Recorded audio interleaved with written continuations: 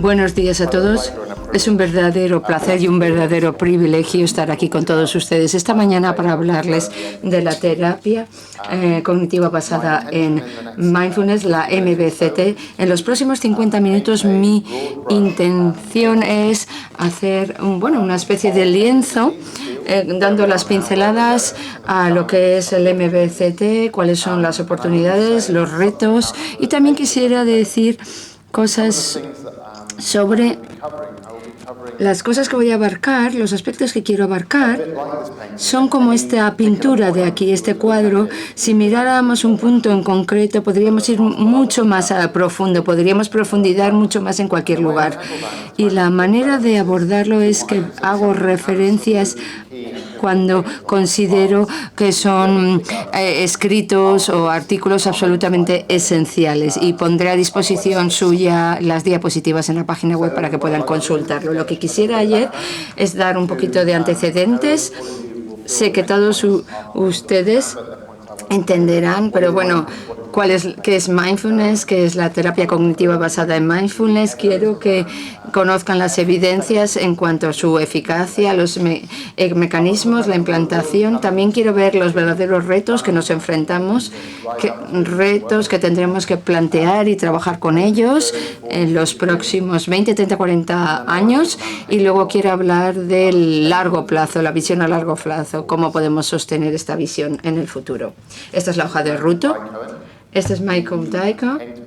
Vino a verme cuando tenía 50 años, padre de 2 niños, maestro.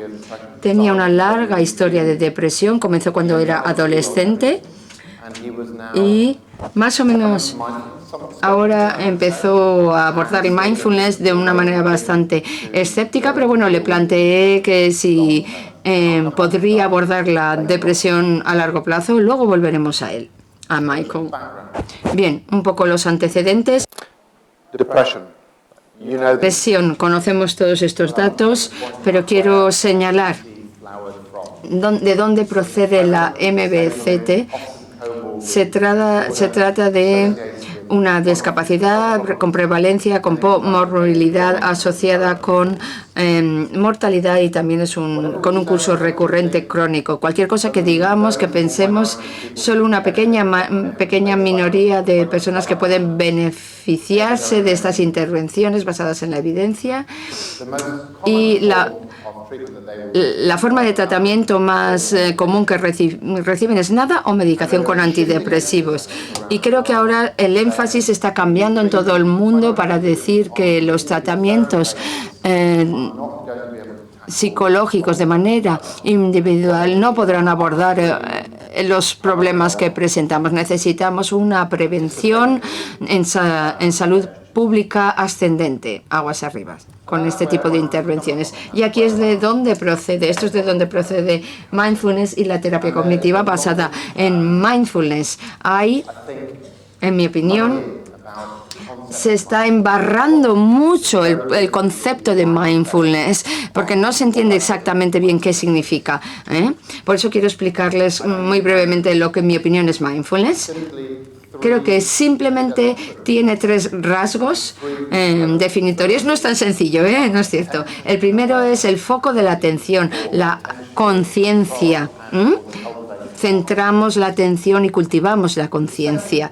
Es como un foco, el foco de una linterna. En segundo lugar, tenemos que tener en cuenta la actitud, y la palabra clave que quiero destacar aquí, que es el tema de mi taller esta tarde, es la confraternización, el establecer una amistad, el crear una amistad, ¿vale?, que cubra todo este espacio semántica, toda esa dimensión, esta actitud. Esta es el cultivar el mindfulness. Lo que nos lleva al tercer punto, que no es neutral, es intencional, está impulsado por la teoría y la ética. En la depresión vemos gente que tiene angustia, que está sufriendo, y la teoría es enseñarle las destrezas para que estén bien a largo plazo.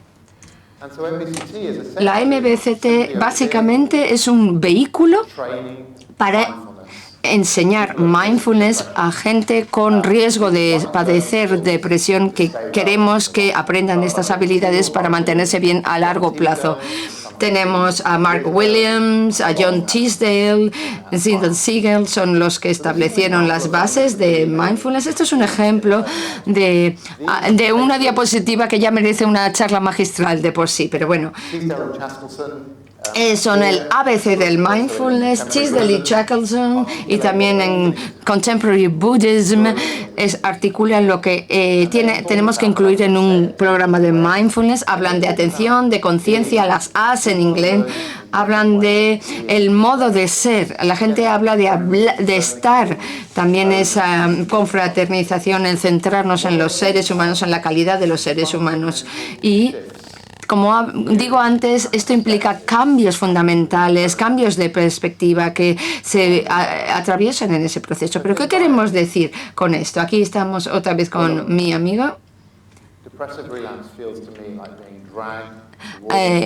Michael me dijo, cuando una recaída de depresión es realmente aterrador, es como caer por las cataratas del Niágara, así me lo explicaba mi paciente. Su trayectoria a través del MBCT dijo, a 3 o 4 millas más arriba del río, aguas arriba, veo como oigo ruidos a la lejanía, tengo una idea clara de dónde tengo que centrar mi mente, las advertencias, me puedo girar, me puedo centrar con interés, con curiosidad, con amabilidad. Cuando mis hijos me dicen, papá, estás irritable, deberías meditar primero. No les digo, callaos la boca, les digo, muchas gracias, hijos, me está ayudando.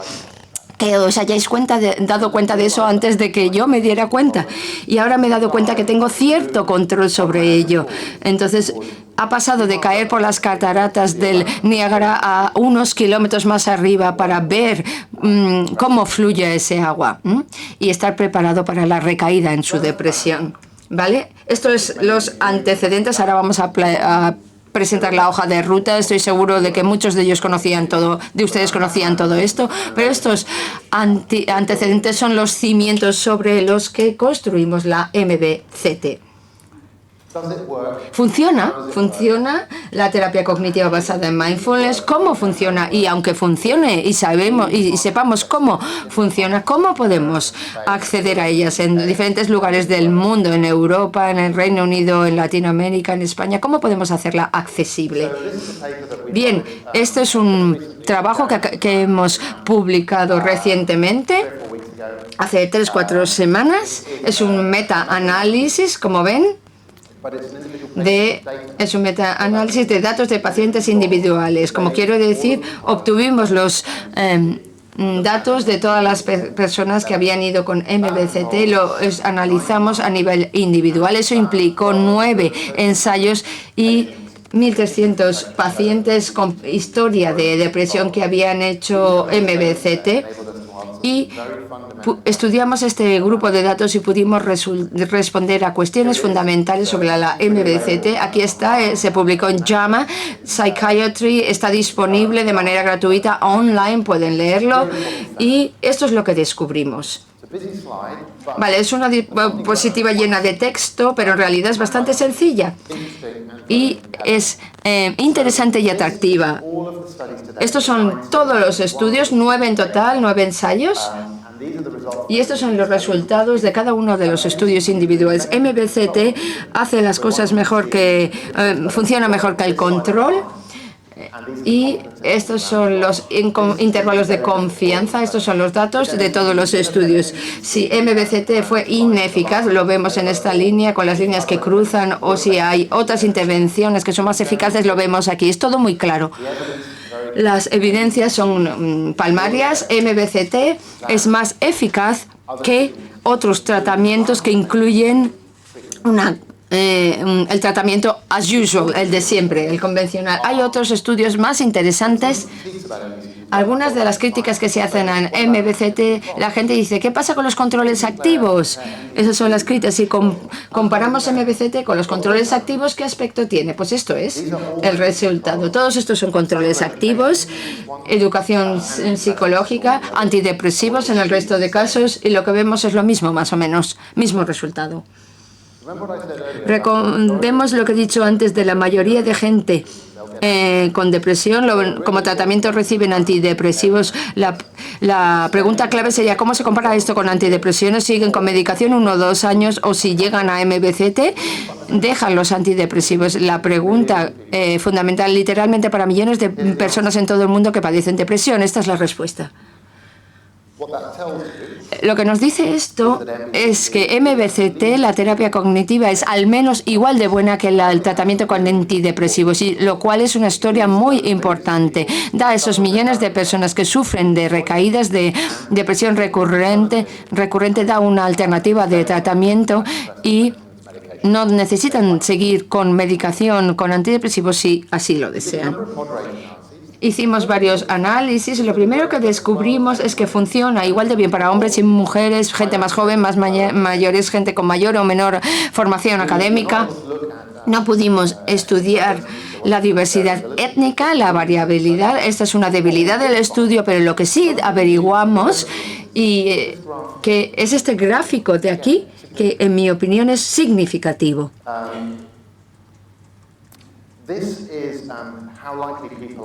Esta es la probabilidad de recaída en un periodo de un año. Esta es en la MBCT, esta es la condición no MBCT, y esto es cómo estaban de deprimidos al principio. Sí, estamos más deprimidos cuando entramos el estudio.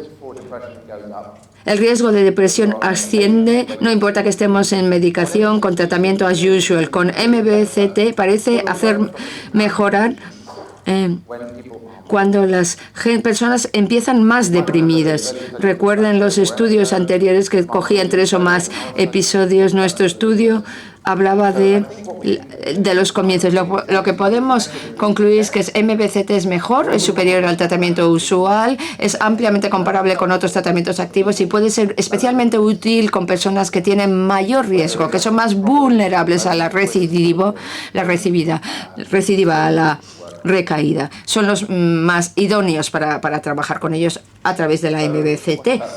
Bien, ¿qué pasa con los mecanismos? No sé si leen bien la diapositiva, espero que las traductoras lo hagan. Creo que debe ser más explícito en el paso 2. Entonces, un milagro ocurre. Pone en medio de la... Creo que una de las críticas que se hacen a la MBCT, ¿cómo demostramos el mecanismo que creemos que está funcionando? ¿Cómo funciona? Y estos autores publicaron esta revisión sistemáticamente el año pasado, hicieron 23 estudios, lo caracterizaría como, bueno, bastante poco sistemático, pero es muy prometedor a la hora de explicar los mecanismos de cambio en la MBCT como tratamiento, y ayuda a las personas a ser más atentos, más autocompasivos, y el aprendizaje de la mindfulness y la autocompasión ayuda a la gente a mantenerse bien un año después. No solamente un efecto placebo, es mucho más. No actúa solo sobre los efectos no específicos. Bien, para terminar, la implantación, la aplicación de la MBC. Este es un estudio que vamos a publicar este año. Es un estudio en las 4 naciones del Reino Unido y estudia la implantación de la MBCT, la terapia cognitiva en Reino Unido. La MBCT se ha recomendado, ha sido recomendado por los organismos nacionales encargados de la implantación hace más de 10 años. La mayoría de lugares no está accesible en la mayoría de lugares de nuestro sistema sanitario. Nuestro estudio proporciona los facilitadores para la implantación y también viene con un recurso para aquellas personas que quieran aplicar MBCT, pero para mí el hallazgo más importante de este trabajo, que son estudios de casos a gran escala, es que en casi cualquier caso el éxito inicial del servicio de MBCT tiene que ver con la dedicación, la pasión, el compromiso y la destreza de la persona encargada de aplicarlo. Y una de las historias más emocionantes y más emotivas de una mujer,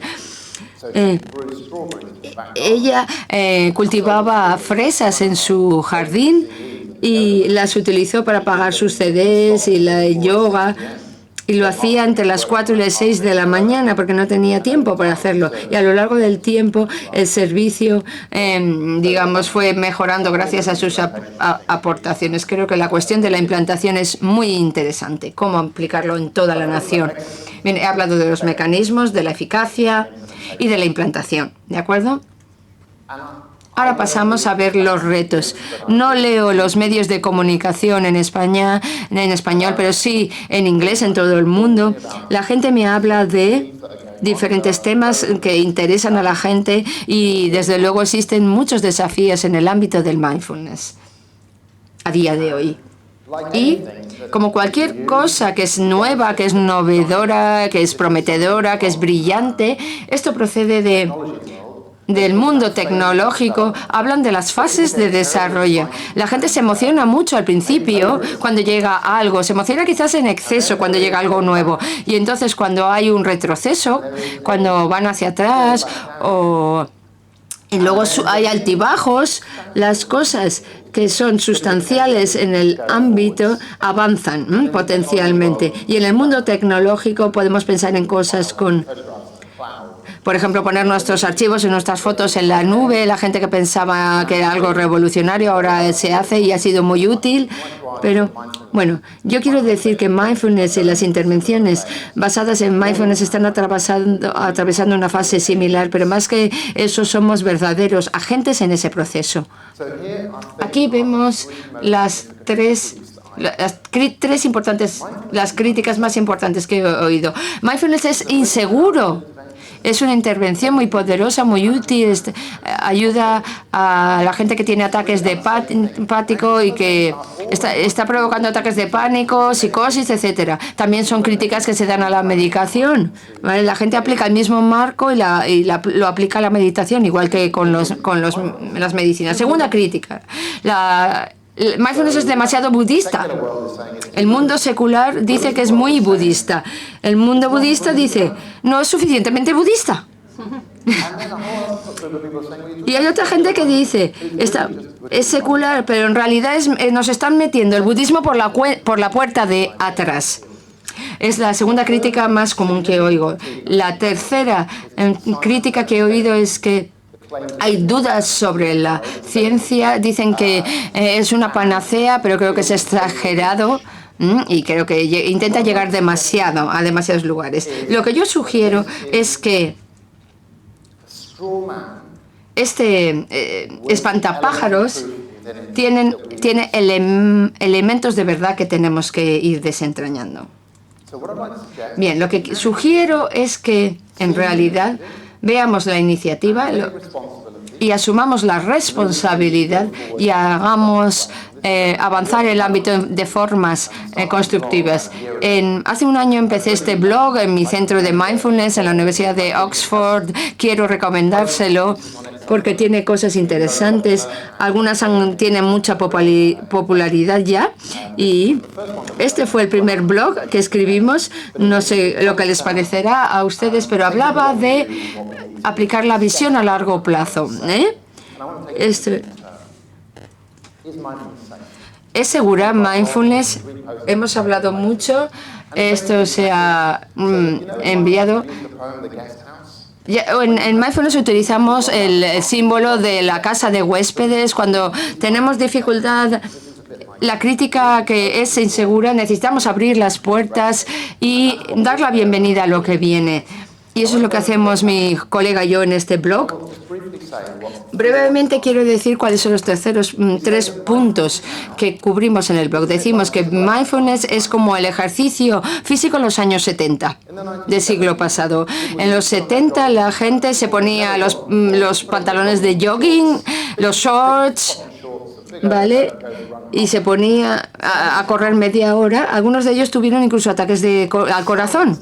La ciencia, el conocimiento sobre el ejercicio físico ha avanzado enormemente en estos 50 años. Ahora sabemos de manera no controvertida que el ejercicio físico es bueno para la salud, nos ayuda a combatir la diabetes, la obesidad, etcétera. Pero también sabemos qué tipo de ejercicio es bueno, cuándo es recomendable y para qué personas. Y no estoy seguro de que hemos llegado ya a ese punto en mindfulness.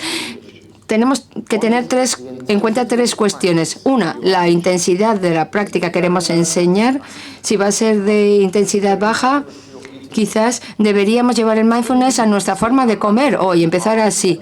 No, es difícil entender cómo puede dañar eso a alguien. Segundo, ¿qué pasaría si fuéramos a un retiro con una persona que no sabe mucho de salud mental? Es decir, la intensidad de la práctica de mindfulness es la primera cuestión. La segunda sería como el ejercicio físico. Por ejemplo, podríamos hablar de andar un poquito más, utilizar menos el coche. Intensidad. Segundo factor, la vulnerabilidad de la persona. La persona tiene algunas vulnerabilidades, dependencia de sustancias, depresión, ataques de pánico, psicosis. Tercera, competencia y habilidad del maestro. Tiene capacidad, está capacitado para implantar esta práctica con las personas. Esta crítica es segura. Mindfulness. Esto es algo que tenemos que tener en cuenta de antemano y tendremos que hacer investigación. ¿De acuerdo? La segunda crítica tiene que ver con el budismo, como hemos dicho antes. Creo que, en mi opinión, es una pregunta muy profunda, muy interesante, que estoy explorando en un libro que espero publicar el próximo año con Cristina Fowland, que es profesora de budismo y de psicología. Este es el río, la confluencia de las tradiciones contemplativas. Son dos ramas que son, en mi opinión, muy importantes. Entender la mente, donde confluyen la sabiduría ancestral y la ciencia moderna. Cómo entender la mente. Nos ha llevado miles de años. Dentro de la psicología budista hay un modelo de la mente, hay un modelo para entrenar la mente, pero también hay otras tradiciones contemplativas. Y eso es lo que estamos haciendo en el río. Esto es esta primera parte del río y ahora vamos a la otra orilla. Los enfoques de terapia cognitiva, enfoques terapéuticos que sabemos que ya funcionan. Y aquí vemos la confluencia, el punto donde se encuentran ambas corrientes. Quisiera sugerir que alejemos el debate de demasiado budista, no suficiente budismo por la puerta de atrás. Creo que hay cosas que aprender de las tradiciones ancestrales contemplativas y también podemos aprender mucho de la ciencia contemporánea. Podríamos pensar cómo enlazarlas, cómo imbricarlas para entender mejor las cosas, ¿vale?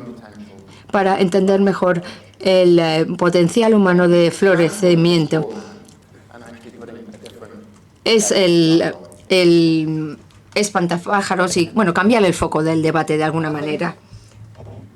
Pasamos a hablar de la visión a largo plazo. Ahora tenemos tres elementos. El primero tiene que ver con la innovación. Y hay grandes cantidades de innovaciones en este mundo, en el mundo actual, y que son interesantes. Esto es solo un ejemplo de algunos de los elementos más significativos, algunos de los trabajos más esenciales que se están haciendo, aunque hay muchos otros. Y en absoluto es una lista exhaustiva, pero bueno, en salud pública, Headspace, ¿existe en español? Headspace, ¿lo conocen? Creo que es la aplicación de mindfulness más descargada. En realidad, probablemente, yo diría que es como el método más común de introducir a la gente en mindfulness en el mundo contemporáneo. Es una innovación muy significativa. Mark Williams, este es el libro de Mark Williams y de Danny Penman, han estado en la lista de top sellers, ¿vale? Han estado entre los primeros 10 durante años, han vendido cientos de miles de copias, desde luego han cambiado mucho. Así es como aprende la gente mindfulness. Hay muchas adaptaciones, ¿vale? Para MBCT, aquí MBSR, para gente que aborda, creo que también se ve aquí, comer con mindful, cáncer, traumas. Y hay muchas innovaciones en el sistema laboral y de la justicia penal. La metáfora de que que florezcan muchas flores. Es interesante para ver que es receptivo y parece haber muchas flores potencialmente que van a florecer ahora y en el futuro. Los medios de comunicación parece que están interesados. Vemos muchas portadas, historias que se reflejan en las revistas, en los periódicos, y quiero fijar su atención en dos cosas que yo creo que tenemos que asumir la responsabilidad de ello. Deberíamos evitar los clichés, los tópicos, evitar la trivialización de mindfulness. Los clichés en torno a esta práctica. Muchos periodistas normalmente plasman mujeres muy atractivas de no más de 20 años, sentadas con las piernas cruzadas, o la naturaleza como forma de plasmar la mindfulness. Y no creo que eso nos ayude. Creo que mindfulness es mucho más profundo que todo esto. Creo que es hora de ir más allá de los clichés. Creo que es hora de ir más allá, de abordar también, de abordar los efectos negativos también. Esto es algo que ocurrió, que apareció en un periódico de tirada nacional, ¿vale? Es cierto, demuéstreme que tengo que volver a su clase la semana próxima. Los periodistas me dicen que es muy sencillo. Si es una historia brillante y está bien, después de cierto tiempo ya no es una historia interesante. Hay que encontrar una nueva y ya pues desaparece. Las políticas son otros ámbitos de innovación. En mi centro de Oxford trabajamos con un grupo de parlamentarios de todo el espectro político. Pudimos elaborar este informe que se publicó hace menos de un año y creo que en mi opinión es una forma muy interesante de estudiar el potencial de mindfulness en la educación, en la sanidad, el mundo laboral y el sistema de justicia penal. Y tenemos aportaciones y ha sido leído por el Parlamento Europeo, australiano, ha despertado el interés en Estados Unidos y también tuvimos una reunión con el ministro de Felicidad, el ministro de la Felicidad, que está interesado en mindfulness para mejorar el bienestar de sus ciudadanos en los Emiratos Árabes Unidos. ¿Cómo trabajamos con los políticos? Y luego tenemos la otra categoría. No sé exactamente qué podemos decir sobre esto. Tenemos comer, mindful, hacer punto, colorear. Y es un libro maravilloso, es precioso. Introduce los niños la idea de algo de tranquilidad. Es el gusano,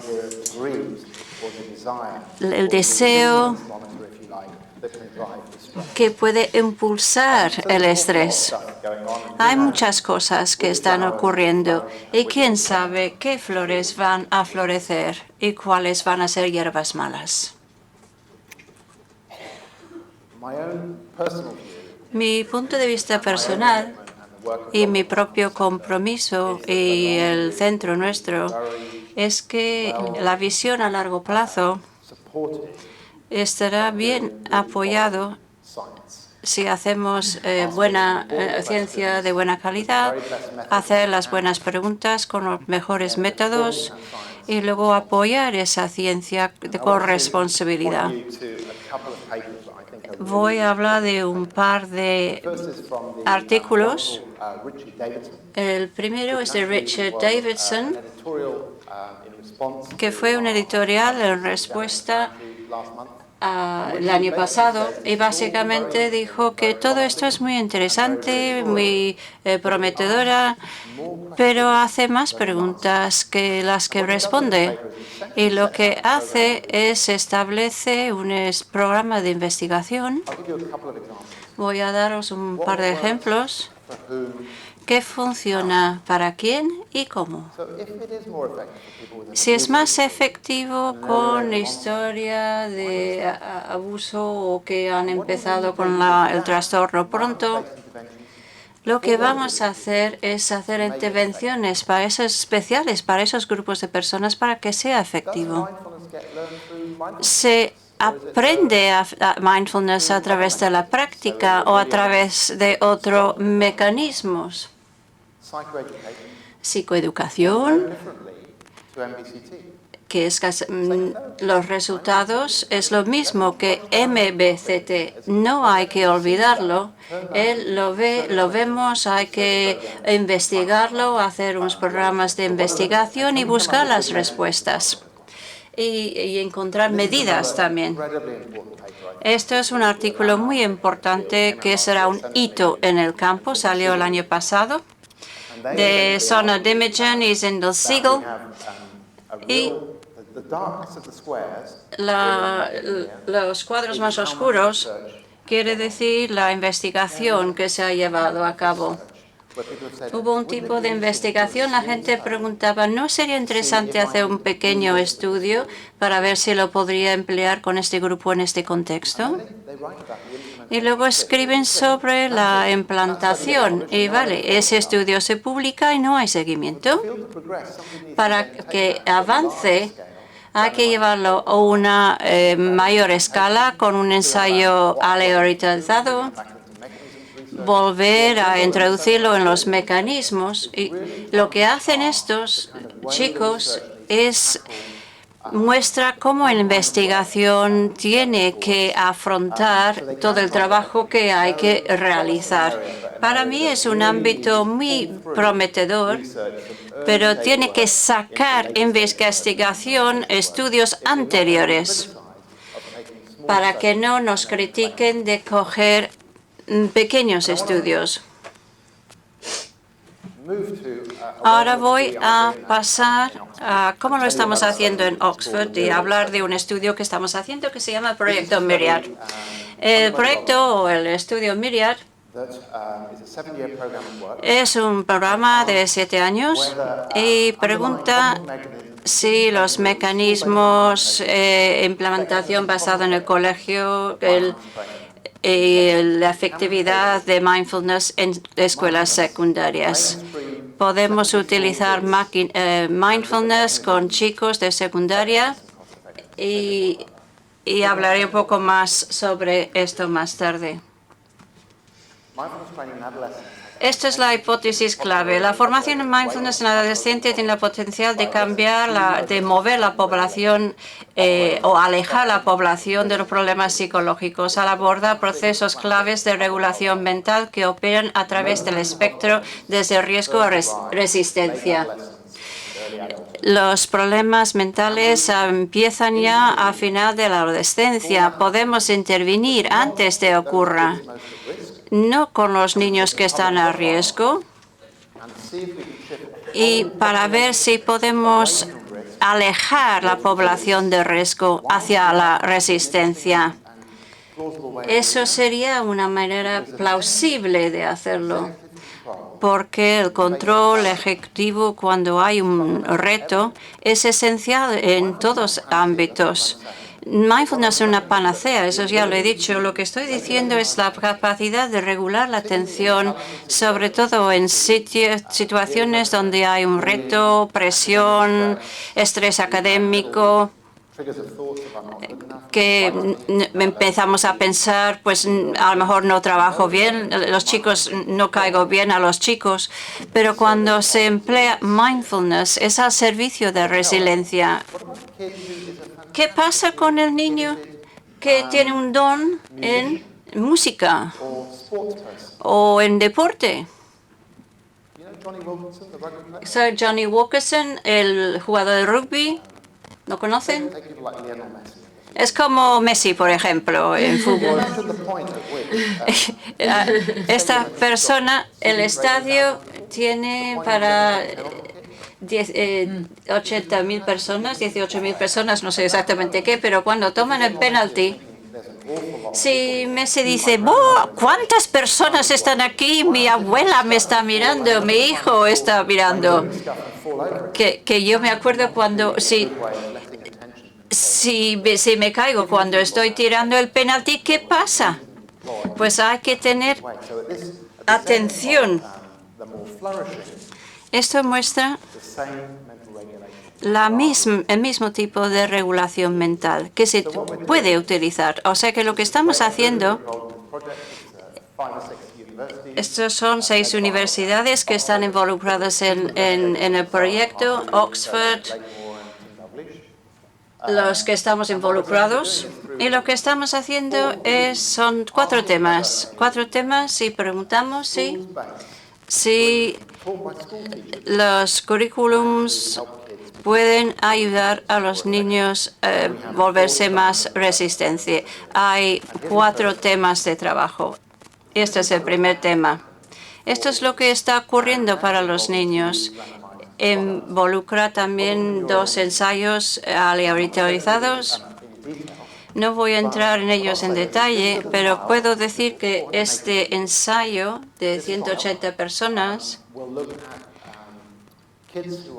va a mirar niños que no tienen problemas, enseñarles mindfulness, compararlos con una intervención que promociona bienestar social y no utiliza mindfulness, y ver si es el mecanismo por el cual los niños pueden mejorar.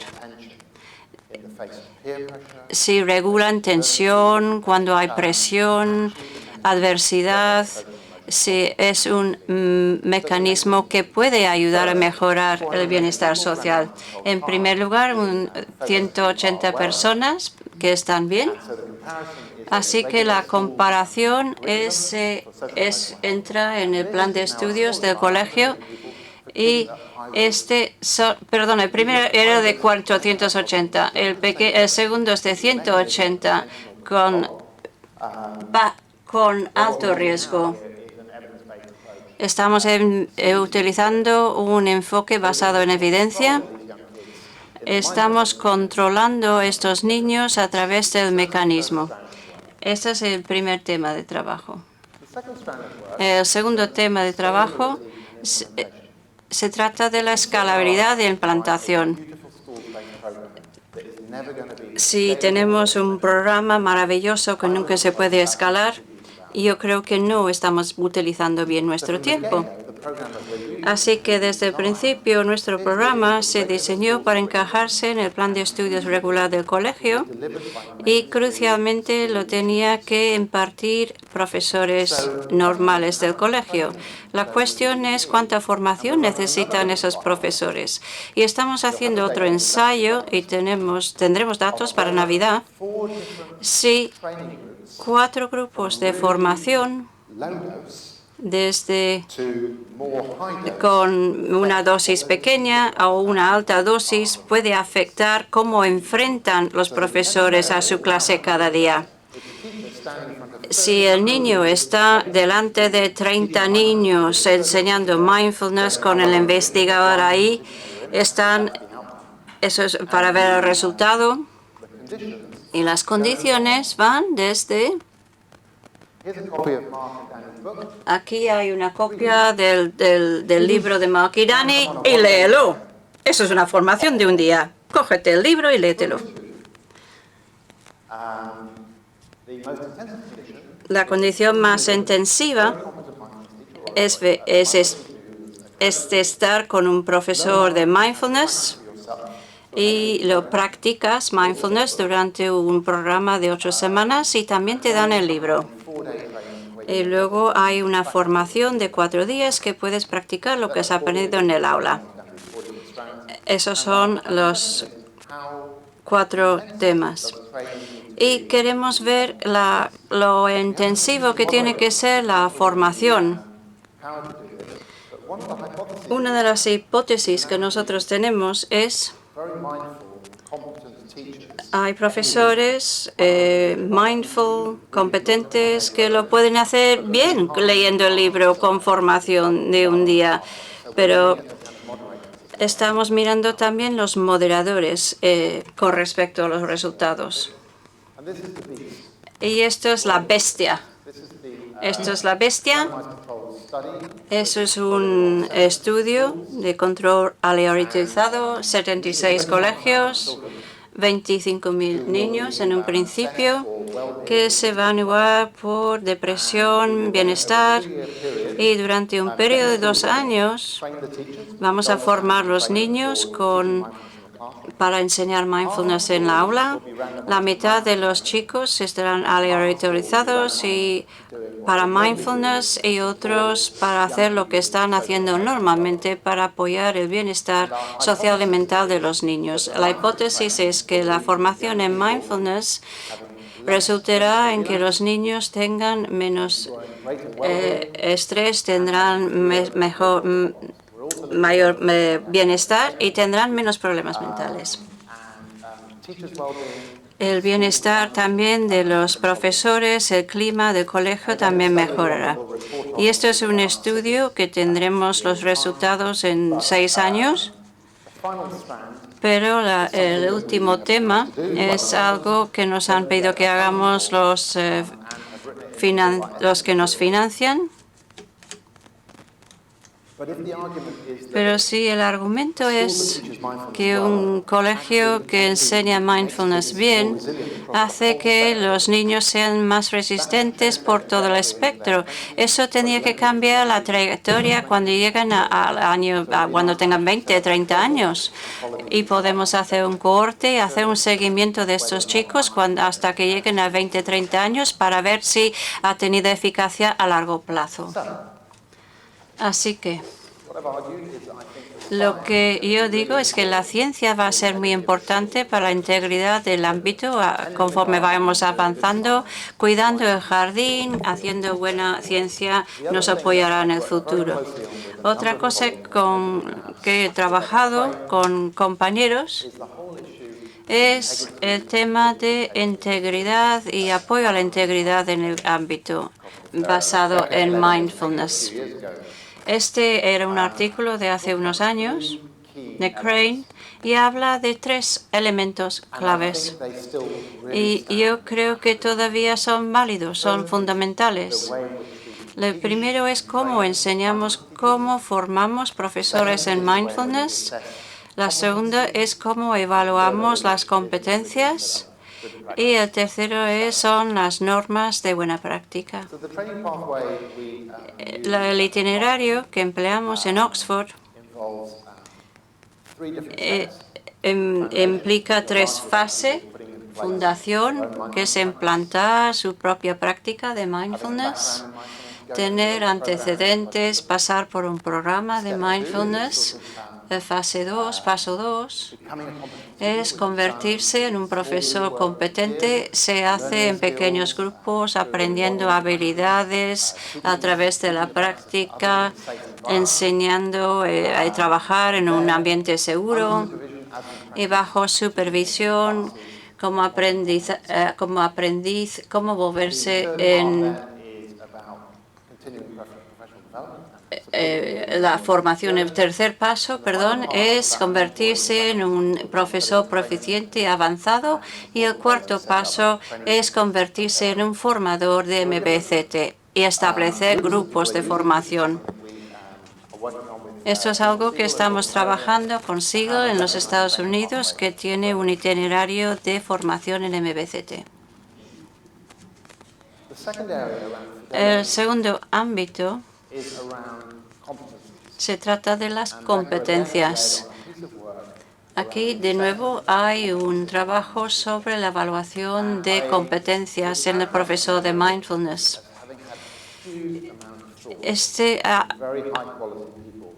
Muchas personas de mucha calidad han pensado mucho en esto para articular los temas que son claves para mindfulness. Y hay evidencia de sus propiedades. La tercera parte es ir en movimiento hacia establecer buenas prácticas y guía de buena práctica. Y creo que hay una red internacional que intenta establecer qué quiere decir tener buenas prácticas para los profesores de MBCT. Esta red internacional Yo creo que estará en marcha en unos meses. En el Reino Unido ya existe desde hace tiempo y tenemos una relación y muestra a los profesores que satisfacen esas buenas prácticas. Están incluidos en esta lista, en esta relación, y luego el público puede entrar en la página web, buscar un profesor que se ha formado y es competente en mindfulness, porque realmente cualquier persona puede montar una página web y esto protege al público porque es una red de profesores que han cumplido, han satisfecho todos los requisitos. ¿Cómo vamos? ¿Cómo vamos? ¿Cómo estáis? Variable, algunos dicen, tiene un aspecto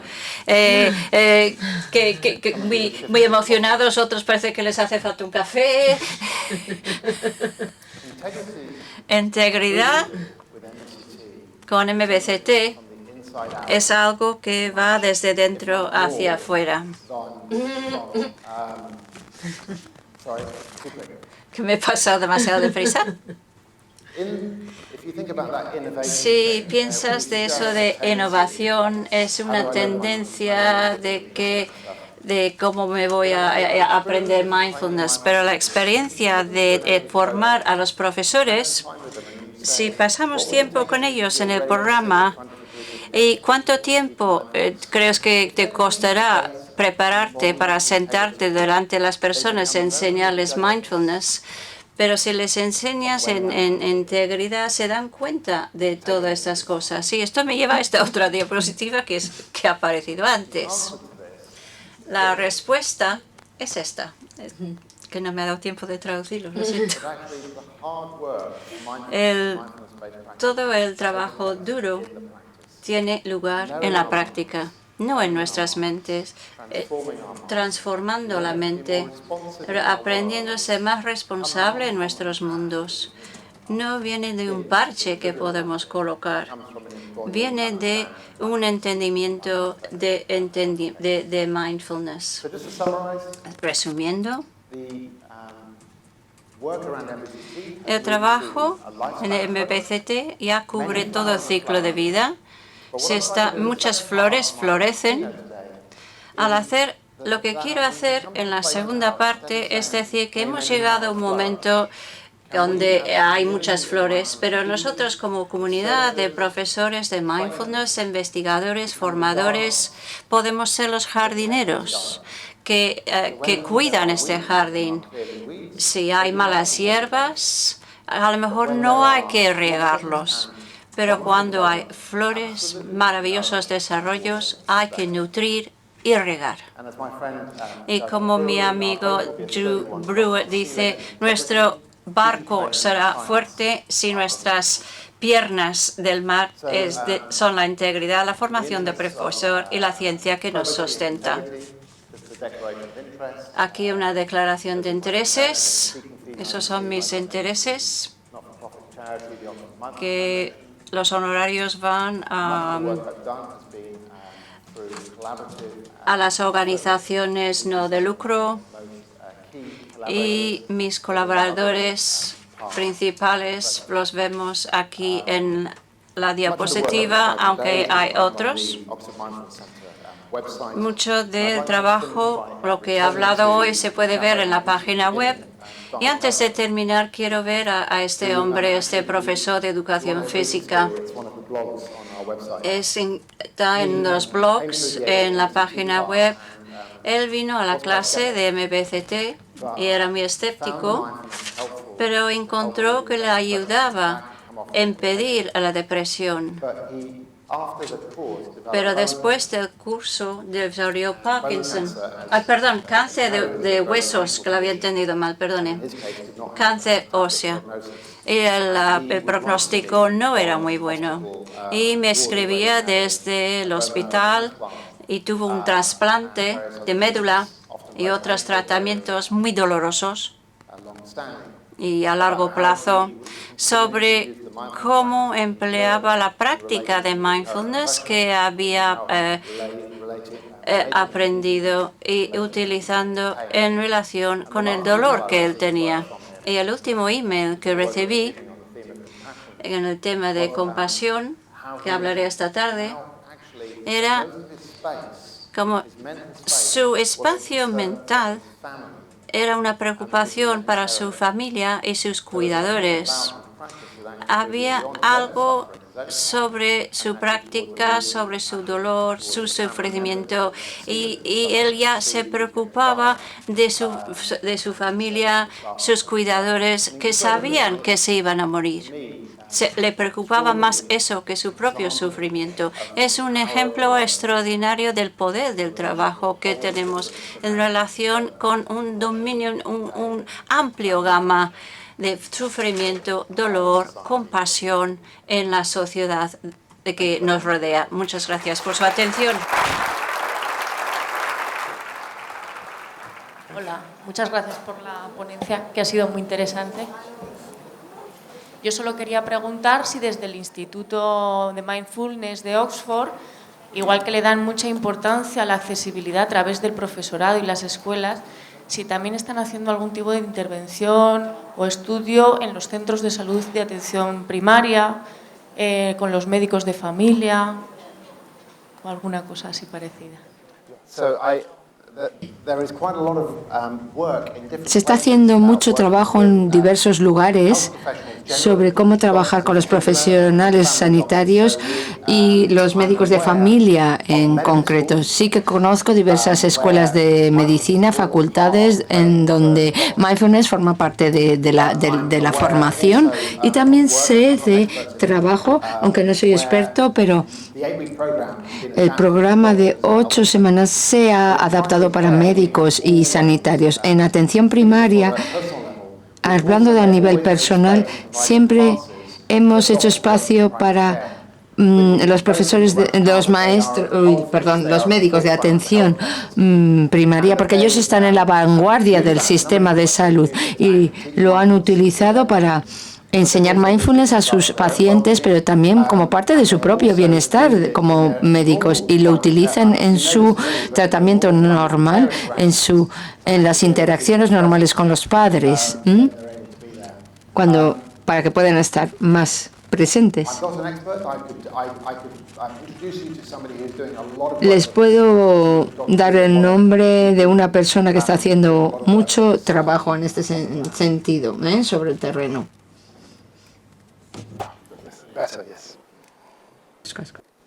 ¿Preguntas? Haré la pregunta en inglés, por favor, con micrófono, si no, no podemos traducir. Muchas gracias por su charla tan interesante. Soy profesora de mindfulness junto con una colega en España y no oigo. Tenemos gente que viene a nuestros cursos que tienen ansiedad o diferentes problemas de salud mental, depresión, etcétera, y normalmente les aceptamos en el curso, y eso lo ha abordado en su charla. Si las personas que son psicólogos o que tienen formación sanitaria, sí deberíamos no aceptar a estas personas en nuestros cursos, y si deberíamos derivarlas a otro sitio, a otro lugar. Quería saber su opinión en realidad, porque no tengo claro, tengo bastante incertidumbre al respecto. ¿Qué hacer con ellos a veces? No sabemos si hay potencial. Porque hay cosas en las que no estoy formada y me da un poquito de miedo. Muy buena pregunta, fantástica. Y tenemos una respuesta larga, pero podría consulte el Centro de Mindfulness de Oxford. Hay 3 cosas: cómo formar la mente, lo vulnerables que son las personas que vienen y cuál es su contacto con el programa Breathworks, que no conozco suficiente, o Respira Vida. lo cual es una pregunta muy buena, pero no conozco la respuesta. Tendríamos que tener en cuenta estos factores. No obstante, yo diría que si alguien que tiene mucha ansiedad con dependencia de consumo, si tiene alto riesgo de recaída de depresión, creo que debería ser evaluada antes de acudir a este curso. Yo mismo puedo cometer un error con personas que consumen drogas, por ejemplo, o que tienen PTSD. A veces no puedo atenderles como merecen. Entonces he tenido que cogerlos y sacarlos del programa. No puedo, les remito al blog, pero creo que ha planteado una pregunta fundamental que nosotros como maestros, como profesores, tenemos que plantearnos: la vulnerabilidad de la persona. ¿Soy capaz de enseñarle? Es una pregunta muy buena que nos tenemos que plantear. Si quiere una respuesta concreta, yo diría que hay un valor, antes de comenzar un programa de 8 semanas, hacer una evaluación a la persona, una valoración y tener una charla explícita al respecto. ¿Cómo es su pánico? ¿Cómo es su PTSD? Esto es lo que vamos a hacer. ¿Qué le parece? ¿Cómo se va a sentir? ¿Vale? ¿Cree que podría servirle? ¿Que le va a venir bien? Tener una charla con la persona. Se me ocurren posibilidades, poder a lo mejor colaborar más estrechamente con psicólogos, etcétera. No sé, España es distinta a Inglaterra, las condiciones son distintas. No sé si esto es algo que ustedes hacen. No sé cómo funcionaría este tipo de colaboración. Gente que tenga... Sí, por supuesto, y eso se puede hacer secuencialmente o en paralelo, porque son destrezas que van a aprender toda su vida. Pueden decir que hagan ese trabajo primero y cuando haya llegado allí vuelvan. Vamos a ver si los psicólogos le pueden ayudar con esto y luego vuelve. Sí, hay otra pregunta. Hola, buenos días. Muchas gracias por la intervención. Quería preguntarle en relación a este programa tan potente de 76 colegios con 25.000 niños que se va a hacer la intervención Mindfulness. Si los profesores van a estar... Bueno, son varias cuestiones. Si los profesores, cuando empiecen a hacer la intervención, van a ser profesores que ya están formados en Mindfulness o van a ser profesores del propio colegio. Si esos profesores, segunda cuestión sería si esos profesores cuando empiece la intervención ya van a estar preparados, van a tener un training en mindfulness, y también en qué momento del horario escolar se van a realizar esas actividades, si son actividades puntuales de antes del recreo, después del recreo, o es un programa que ya está establecido, un diseño de programa que está dentro del horario escolar o fuera.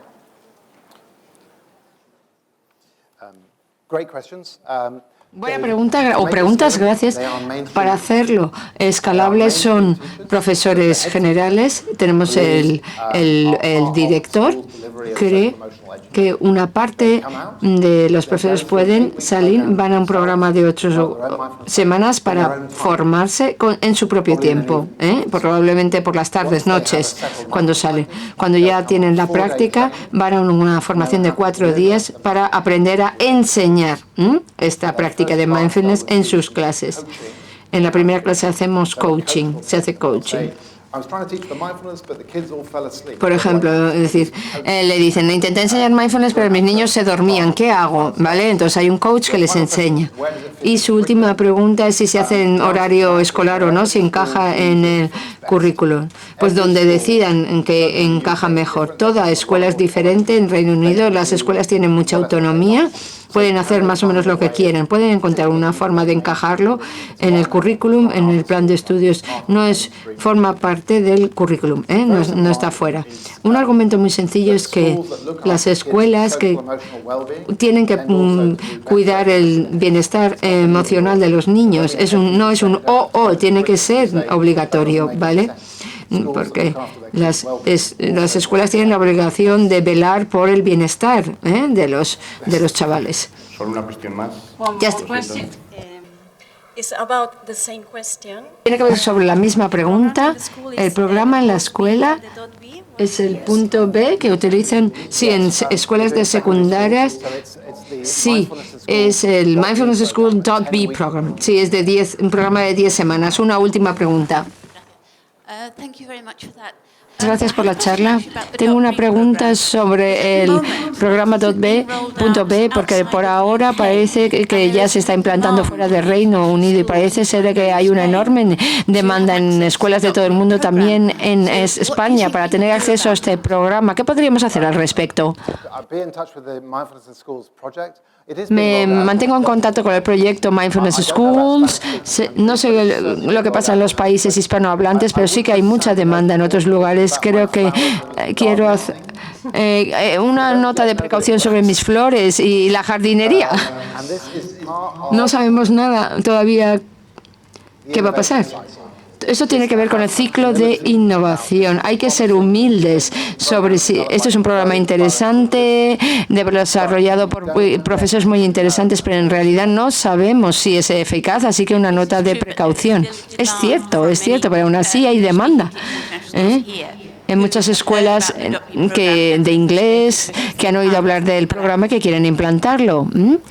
¿Qué podemos recomendar? Gracias.